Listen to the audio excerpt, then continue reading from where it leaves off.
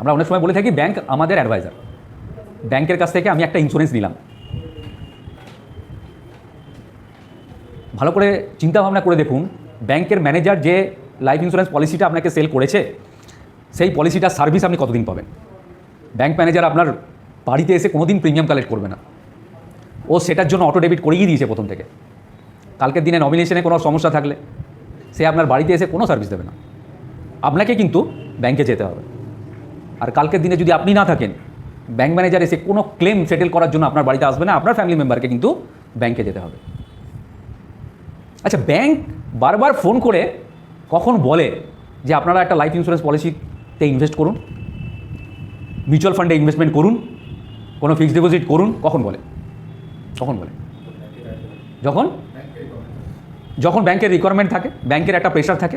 তাছাড়াও সবথেকে বড় ব্যাপার হচ্ছে যখন আপনার অ্যাকাউন্টে পয়সা থাকে, যখন আপনার অ্যাকাউন্টে টাকা থাকে তখন ব্যাংক বলে। কারণ ব্যাংক ম্যানেজার প্রত্যেকটা দিন দেখছে কার কার অ্যাকাউন্টে কত কত টাকা পড়ে আছে। ঠিক সেই অ্যামাউন্ট দেখে ব্যাংক ম্যানেজার কিন্তু ফোন করে আপনাকে যে স্যার একটা ইনভেস্টমেন্ট ভালো এসেছে, আপনি এসে একটা ইনভেস্টমেন্ট করুন।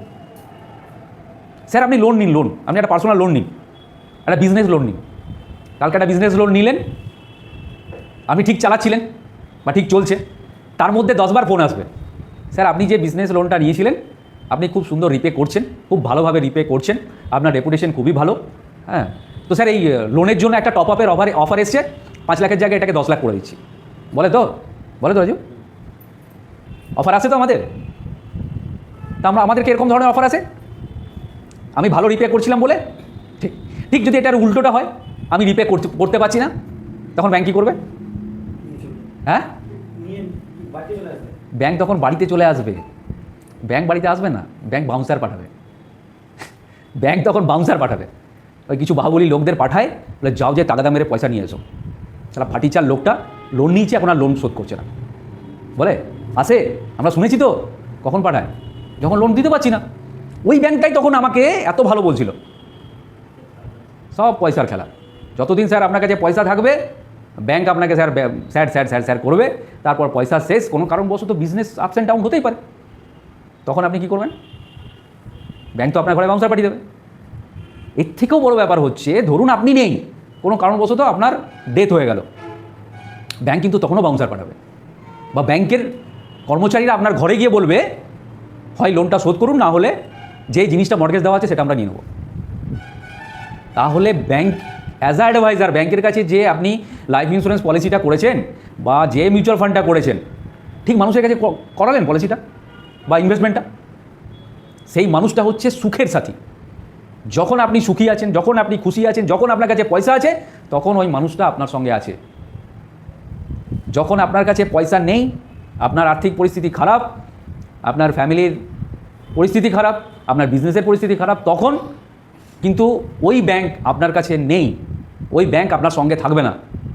ও কিন্তু বাউন্সার পার্টিই হোক, নিজের কর্মচারীদের পার্টি হোক, তাগাদা মেরে আপনার কাছ থেকে ওই টাকাটা রিকভারির চেষ্টা করবে, বা আপনি যে জিনিসটা মর্টগেজ রেখেছেন সেটা নিয়ে নেবে, বা লিগ্যাল নোটিশ পাঠাবে। এই ধরনের প্রবলেম কিন্তু আসে। তো ব্যাংকে অ্যাডভাইজার বলার দরকার নেই, ব্যাংক আপনার অ্যাডভাইজার নয়। ব্যাংকের কাছ থেকে যতটুকু বেনিফিট নেওয়ার আপনি নিন, আপনার করতে ইচ্ছা করছে করুন, বাট অ্যাডভাইজার রাখুন, সেই অ্যাডভাইজার আপনাকে আপনার ভালো সময়েও সাথ দেবে, যখন আপনার খারাপ সময়, যখন আপনার বিজনেস ডাউন, সেও তখন আপনার পাশেই থাকবে, বিভিন্ন রকমভাবে আইডিয়া দেওয়ার চেষ্টা করবে যে স্যার এই সময় বিজনেসের এই ধরনের লোন নেওয়ার চেষ্টা করুন, স্যার পার্সোনালি এই ধরনের লোন নেওয়ার চেষ্টা করুন, বা স্যার আমার কিছু রেফারেন্স আছে, আপনার এই ব্যবসার পরিস্থিতি এরকম, তো চলুন না আমি সেই ধরনের রেফারেন্স বা সেই ধরনের মানুষের কাছে আপনাকে নিয়ে যাই, যে মানুষগুলো আপনাকে হেল্প করতে পারে। আমি একজন সিঙ্গেল অ্যাডভাইজার হয়ে এরকমভাবে মানুষকে আমি হেল্প করি, তা আমি তো হেল্প করতে পারি। বলতে ব্যাংকের ওই সময়টা নেই যে ব্যাংক আপনাকে ওইভাবে হেল্প করবে। তো ব্যাংক হচ্ছে সুখের সাথী, দুঃখের সাথী নয়। দুঃখের সময় এই অ্যাডভাইজার কিন্তু আপনার সঙ্গে থাকবে। আপনারা অনেক সময় বলেন যে সিএ আমাকে সাজেস্ট করেছে, ইনকাম ট্যাক্স লয়ার আমাকে সাজেস্ট করেছে। একই ব্যাপার স্যার, একই ব্যাপার। একটা সিএ কতক্ষণ আপনার সঙ্গে থাকবে? একটা সিএ কতক্ষণ থাকবে? যতক্ষণ আপনার পয়সা আছে। কারণ হচ্ছে সিএর কাজ হচ্ছে আপনার বিজনেসের অ্যাকাউন্টসটাকে মেনটেন করা, আপনার লাইফটাকে নয়, আপনার বিজনেসের অ্যাকাউন্টসটাকে মেনটেন করা, তাই তো? আপনার টাকা পয়সা কোন দিক থেকে আসছে, কোন দিক থেকে যাচ্ছে সেটাকে দেখা, এবং সেটার সাদা কালোর ব্যাপারটাকে ম্যানেজ করা একজন সিএর কাজ। আপনি যতদিন আপনার ব্যবসা চলছে, যতদিন আপনি ফুল ফর্মে আছেন, ততদিন আপনার সিএ আছে। সিএ আপনার অডিট করছে, সিএ আপনার ইনকাম ট্যাক্স ফাইল ম্যানেজ করছে। কালকে আপনি নেই, সিএর কোনো রোলই নেই। সে তো দেখতেই পাচ্ছে এখান থেকে আর কোনো রোজগার নেই, মানুষটা নেই, বিজনেস নেই, কোনো রোজগার নেই, তো আমি থেকে কী করবো? না, এবার তাহলে আপনি বলতে পারেন যে অ্যাডভাইজার কেন তাহলে আমাকে দুঃখের সময় থাকছে। দেখুন, অ্যাডভাইজারের রোলটাই ওরকম যে ও শুরু থেকে জন্ম থেকে মৃত্যু পর্যন্ত থাকবে, ও এবং মৃত্যুর পরে পর্যন্ত থাকবে। এবার বলবেন কেন, ওর কি স্বার্থ জড়িয়ে আছে? হ্যাঁ, স্বার্থ আছে। দেখুন, স্টার্টিংয়ে ইনভেস্টমেন্ট করেছিল, সেই ইনভেস্টমেন্ট থেকে রিটার্ন দেওয়াটা হচ্ছে ওই অ্যাডভাইজারের কাজ।